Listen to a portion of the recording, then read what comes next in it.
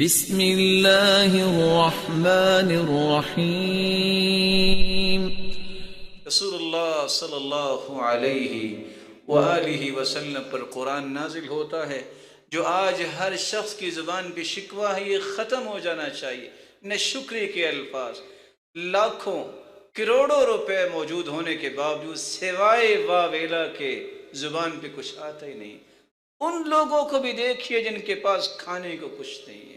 وَضَرَبَ اللَّهُ مَثَلًا قَرْيَةً كَانَتْ آمِنَةً مُطْمَئِنَّةً يَأْتِيهَا رِزْقُهَا رَغَدًا مِّن كُلِّ مَكَانٍ فَكَفَرَتْ بِأَنْعُمِ اللَّهِ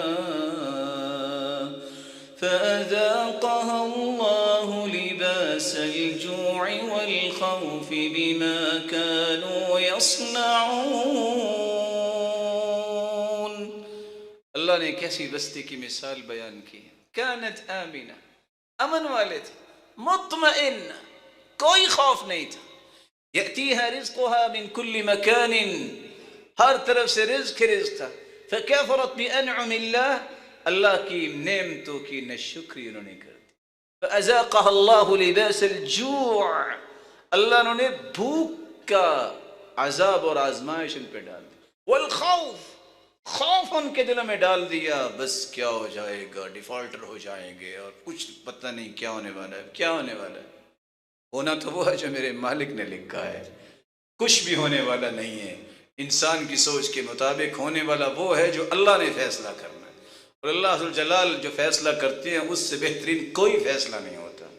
ان اللہ لا یغیر ما بقوم حتی یغیروا ما